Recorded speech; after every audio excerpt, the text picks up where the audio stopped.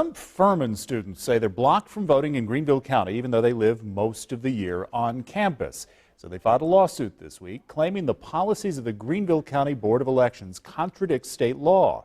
Our Addie Hampton breaks down their cry for change.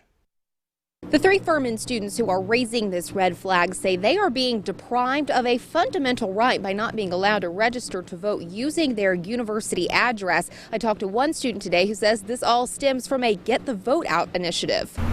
We're trying to get the vote out here in Furman. Suleiman Ahmad says his school hasn't performed very well in voter turnout in the last few presidential elections compared to other SoCon conference schools like Wofford or Mercer.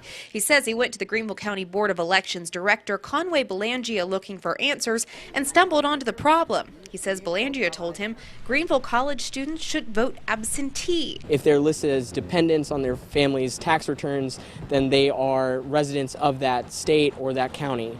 And therefore cannot register in Greenville County. It's a county policy that Ahmad says contradicts the state law and the Constitution. Wofford, which is just, in Spartanburg, doesn't have this problem. It's just Greenville.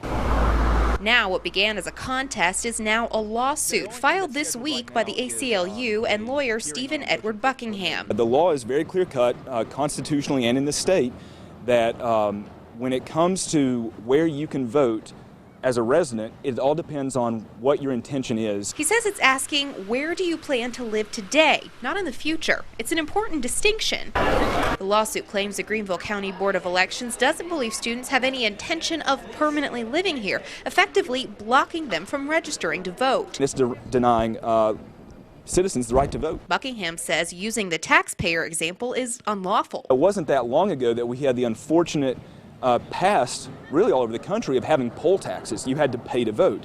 So imposing this type of idea that you've got to pay taxes somewhere in order to vote is essentially a backdoor to a poll tax. We're waiting to hear back from Conway Belangia. Meanwhile, the county says they don't comment on pending litigation. For Ahmad and two other students named in the lawsuit, they say they just want to do their civic duty this November. Voting is your voice. A hearing is set for October 6th. Now, if the judge finds this to be unconstitutional, he or she can issue an injunction that would allow these students and any other students the chance to register to vote, but they will only have 36 hours until the voter deadline. I'm reporting in Furman, Addie Hampton, 7 News.